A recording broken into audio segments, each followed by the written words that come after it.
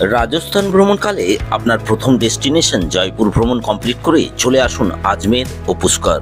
জয়পুর থেকে আজমেরের দূরত্ব 136 কিলোমিটার এবং রিজার্ভ গাড়ি বা বাসে সময় লাগবে 3 থেকে 3.5 ঘন্টা। জয়পুর থেকে সকাল সকাল রওনা দিয়ে আজমের পৌঁছান বেলা 12টার মধ্যে। আপনার ট্যুর প্ল্যানে আজমের ও পুষ্করের জন্য রাখুন 1 নাইট 2 ডে।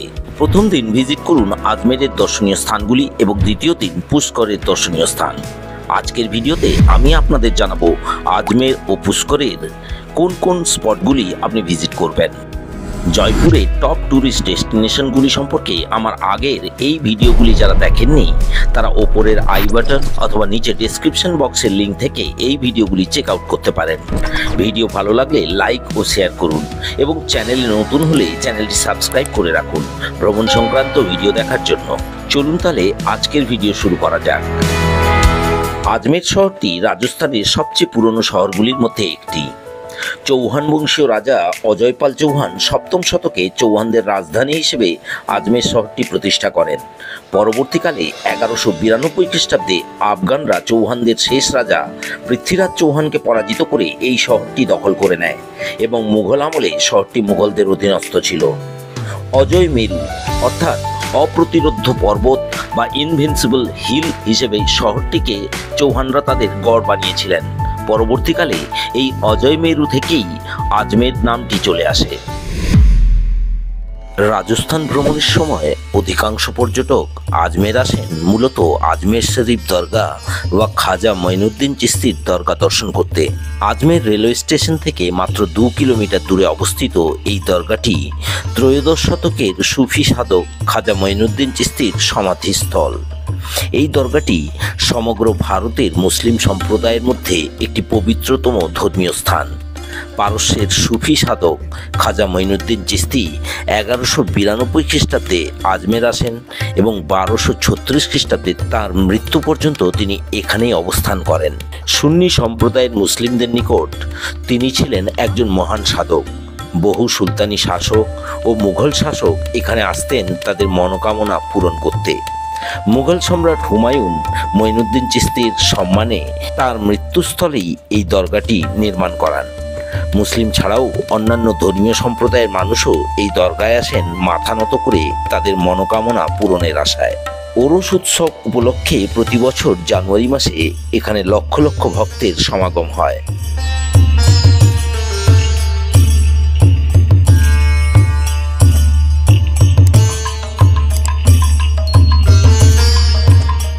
অত্যন্ত পবিত্র এই দরগায় পিক সিজন ছাড়া বাকি সময়ে মোটামুটি আধ ঘন্টার মধ্যে দরগা দর্শন করে নিতে পারবেন। আজমের শরীফ দরগা দর্শন করে দরগার পাশের গলি দিয়ে মাত্র 500 মিটার এগিয়ে গেলেই দেখতে পাবেন আজমেরের একটি প্রাচীনতম ঐতিহাসিক মসজিদ, যার নাম আড়াই দিন কা ঝোপড়া। 1192 খ্রিস্টাব্দে তরাইনের দ্বিতীয় যুদ্ধে পৃথ্বীরাজ চৌহানকে পরাজিত করে মোহাম্মদ ঘুরি চৌহানদের গড় এই আজমিরে একটি মসজিদ নির্মাণ করার নির্দেশ দেন তার সেনাপতি কুতুবউদ্দিন আইবককে, তাও মাত্র 60 ঘন্টা বা আড়াই দিনের মধ্যে। ওই সময়ের মধ্যে সম্পূর্ণ মসজিদটি নির্মিত না হলেও পরবর্তীকালে 1213 খ্রিস্টাব্দে ইলতুৎমিশ এই মসজিদের নির্মাণ কাজ সম্পন্ন করেন। অনেক গবেষক ও ঐতিহাসিকদের মতে এখানে আগে সরস্বতী কণ্ঠভরম মহাবিদ্যালয় নামে একটি সংস্কৃত মহাবিদ্যালয় ও হিন্দু অথবা জৈন মন্দির ছিল, যা ধ্বংস করে মোহাম্মদ ঘুরি এখানে একটি মসজিদ নির্মাণ করান। অসাধারণ স্থাপত্যশৈলী ও কোরআনের বাণী খোদিত এই মসজিদটি আজমেরের একটি অন্যতম দর্শনীয় স্থান। এই স্থানে আপনি 20 থেকে 30 মিনিট সময় অতিবাহিত করতে পারেন। আজমের শরীফ দরগা থেকে 3 কিলোমিটার দূরে অবস্থিত আনাসাগর লেক আজমেরের পর্যটন স্থানগুলির মধ্যে অন্যতম জনপ্রিয় একটি স্থান। সম্রাট পৃথ্বীরাজ চৌহানের পিতামহ আনারাজ চৌহান আজমেরের প্রজাদের জলাভাব দূর করার জন্য 1135 খ্রিস্টাব্দে প্রায় 13 কিলোমিটার অঞ্চল জুড়ে এই কৃত্রিম হ্রদটি নির্মাণ করিয়েছিলেন এবং তার নাম অনুসারেই এই লেকের নাম হয় আনাসাগর লেক। পরবর্তীকালে মুঘল আমলে এই লেকটি সম্রাট জাহাঙ্গীর ও শাহজাহান দ্বারা বহুবার সংস্কার করা হয়। সম্রাট জাহাঙ্গীর এই লেকের পাশে নির্মাণ করেছিলেন সবুজ গালিচায় ঘেরা দৌলতবাগ এবং শাহজাহান নির্মাণ করেন লেকের ধারে 5টি সাদা মার্বেল পাথরের প্যাভিলিয়ন বা বারাদারি, যার জন্য এই অঞ্চলের নাম আনাসাগর বারাদারি। এগুলি আজও সমহিমায় বিরাজমান। অত্যন্ত মনোরম এই স্থানের দৌলতাবাগে ও লেকের ধারে বেশ কিছু সময় অতিবাহিত করা যেতে পারে। হাতে সময় থাকলে বোটিং করে লেকের মাঝে অবস্থিত আইল্যান্ডেও যেতে পারেন। আইল্যান্ডের সবুজ ঘাসে মোড়া পার্কে কিছু সময় অতিবাহিত করতে পারেন। সঙ্গে ছোট সদস্যদের জন্য এখানে কিছু ফান অ্যাক্টিভিটিজেরও ব্যবস্থা আছে। সমগ্র অঞ্চলটি ঘুরে দেখতে আপনার সময় লাগবে 1 ঘন্টার মতো।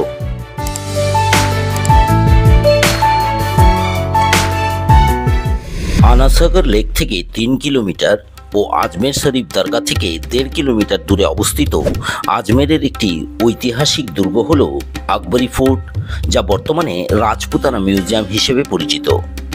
আজমের ভ্রমণকালে হাতে সময় থাকলে অবশ্যই ভিজিট করুন মুঘল আমলের মুঘল ও রাজপুত স্থাপত্য শৈলীতে নির্মিত এই ফোর্টটি। মুঘল সম্রাট আকবর 1570 খ্রিস্টাব্দে এই ফোর্টটি নির্মাণ করিয়েছিলেন এবং তার নাম অনুসারেই এই ফোর্টের নাম হয় আকবরী ফোর্ট। আকবর আজমেরে খাজা মঈনুদ্দিন চিশতির দরবারে আসলে এই ফোর্টে অবস্থান করতেন। এছাড়া আকবরের পুত্র প্রিন্স সলিমের বাসভবন ছিল এই ফোর্টটি। এই ফোর্টের একটি ঐতিহাসিক তাৎপর্য রয়েছে। সম্রাট জাহাঙ্গীর 1615 খ্রিস্টাব্দে এখানেই দেখা করেছিলেন স্যার টমাস রোর সঙ্গে এবং ভারতে ব্রিটিশ ইস্ট ইন্ডিয়া কোম্পানির বাণিজ্য করার ছাড়পত্র বা ফরমানটি জারি করেছিলেন। 1908 খ্রিস্টাব্দ থেকে এই ফোর্টটিকে একটি সংগ্রহালয়ে পরিণত করা হয়। এই সংগ্রহালয় বা মিউজিয়ামের 7টি গ্যালারিতে রয়েছে হরপ্পা যুগের ব্যবহৃত জিনিসপত্র, বহু স্টোন স্কাল্পচার, পেন্টিং, জৈন শিল্পকলা, রাজকীয় বস্ত্র, মুঘল ও রাজপুতদের নানা অস্ত্রশস্ত্র ও যুদ্ধ সরঞ্জাম, তাম্রপত্র, শিলালেখ প্রভৃতি। সমগ্র মিউজিয়ামটি ঘুরে দেখতে সময় লাগবে 1.5 থেকে 2 ঘন্টা।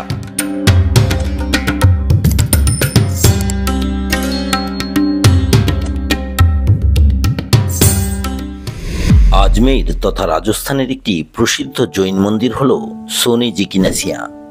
আজমের রেলওয়ে স্টেশন থেকে মাত্র 2.5 কিলোমিটার দূরে এবং আকবরী ফোর্ট বা আজমের ফোর্ট থেকে মাত্র 450 মিটার দূরে অবস্থিত এই জৈন মন্দিরটি জৈনদের প্রথম তীর্থঙ্কর ঋষভদেবকে সমর্পিত। এই মন্দিরের আগে নাম ছিল সিদ্ধকূট চৈত্যালয়। লাল বালিপাথর দ্বারা নির্মিত এই মন্দিরটি লাল মন্দির নামেও পরিচিত। 1864 খ্রিস্টাব্দে রায়বাহাদুর শেঠ মূলচন্দ ও নেমিচন্দ সোনি এই ভব্য মন্দিরটির ভিত্তিপ্রস্তর স্থাপন করেন। তাই মন্দিরটি সোনি জি কি নাসিয়া নামে পরিচিতি লাভ করে। 1865 খ্রিস্টাব্দে আদিনাথ ঋষভদেবের প্রতিমা মন্দিরের গর্ভগৃহে স্থাপিত করা হয়। 1895 সালে মন্দিরের প্রধান কক্ষে নির্মিত স্বর্ণনগরী মন্দিরটিকে আজমেরের জনপ্রিয় পর্যটন স্থলে পরিণত করে। এখানে হস্তিনাপুর নগরী, কৈলাস পর্বত, হাতি, ঘোড়া, সেনাবাহিনী প্রভৃতির অত্যন্ত সূক্ষ্ম শিল্পকলা সোনার প্রলেপ দিয়ে তৈরি করা হয়েছে। সমগ্র অযোধ্যা নগরীর অপূর্ব শৈল্পিক কাজ আপনাকে বাকরুদ্ধ করে দেবে। অযোধ্যা নগরীর মডেলটি তৈরি করতে 1000 কেজি সোনার ব্যবহার হয়েছে। আজমের ভ্রমণ করলে সোনি জি কি নাসিয়া জৈন মন্দিরের স্বর্ণনগরীটি অবশ্যই ভিজিট করবেন। আজমেরের এই সকল স্থান আপনি একদিনে ভিজিট করে নিতে পারবেন। আজমেরের জন্য যদি 2 দিন রাখেন তাহলে দ্বিতীয় দিন আজমেরের যে সকল স্থানগুলি ভিজিট করে নেবেন সেগুলি হলো তারাগড় ফোর্ট। এক সময়ের চৌহানদের গড় তারাগড় ফোর্ট আজ ধ্বংসাবশেষে পরিণত হয়েছে। ফয়সাগর লেক 1892 খ্রিস্টাব্দে ব্রিটিশ ইঞ্জিনিয়ার মিস্টার ফয় দ্বারা নির্মিত একটি আর্টিফিশিয়াল লেক, যা খরা কবলিত আজমেরের জলাভাব দূর করত। পৃথ্বীরাজ স্মারক তারাগড় রোডে অবস্থিত চৌহানদের শেষ রাজা সম্রাট পৃথ্বীরাজ চৌহানের স্মরণে নির্মিত একটি স্মারক। নরেলি জৈন টেম্পল 1994 সালে নির্মিত জৈন দিগম্বরদের উৎসর্গীকৃত একটি জৈন মন্দির, যার স্থাপত্য ও পারিপার্শ্বিক সৌন্দর্য পর্যটকদের মুগ্ধ করে। চামুন্ডা মাতা টেম্পল আজমেরের 52 শক্তিপীঠের একটি শক্তিপীঠ, যা গায়ত্রী মাতা শক্তিপীঠ মাতা চামুন্ডা মন্দির নামে পরিচিত। Pushkar valley view point Anasagar লেকের সবচেয়ে সুন্দর ভিউ পয়েন্ট, যেখানে আছে মহারানা প্রতাপের একটি স্ট্যাচু। আজমের ভ্রমণ কমপ্লিট করে চলে আসুন পুষ্কর। আজমের থেকে মাত্র 15 কিলোমিটার দূরে আজমেরের উত্তর পশ্চিমের একটি মন্দির শহর হলো পুষ্কর। আজমের ও পুষ্কর ভ্রমণকালে আপনি আজমেরে হোটেল স্টে করেও পুষ্কর ভ্রমণ করতে পারেন, অথবা আজমের শহরের দর্শনীয় স্থানগুলি ভিজিট করে দিনের শেষে পুষ্কর এসে এখানেও হোটেল স্টে করতে পারেন ও পরের দিন পুষ্করের দর্শনীয় স্থানগুলি ভিজিট করে নিতে পারেন। পুষ্করের দর্শনীয় স্থানগুলি ভিজিট করার জন্য একদিনই যথেষ্ট, কারণ পুষ্করের প্রধান দর্শনীয় স্থানগুলি সবই প্রায় ওয়াকিং ডিস্টেন্সে অবস্থিত। পুষ্করের কোন কোন স্থান ভিজিট করবেন তা জানবো পরের ভিডিওতে। আজমেরের টপ টুরিস্ট ডেস্টিনেশনগুলি সম্পর্কে আজকের ভিডিও কেমন লাগলো, বা একদিনের আজমের ভ্রমণে আজমেরের আর কোন কোন স্থান ভিজিট করা যেতে পারে, নিচে কমেন্ট করে জানাতে ভুলবেন না। ভিডিও ভালো লাগলে লাইক ও শেয়ার করুন এবং এরকম আরও ভিডিও দেখার জন্য চ্যানেলটি সাবস্ক্রাইব করতে পারেন। শীঘ্রই ফিরছি পরবর্তী ভিডিও নিয়ে। ভিডিওটি শেষ পর্যন্ত দেখার জন্য ধন্যবাদ।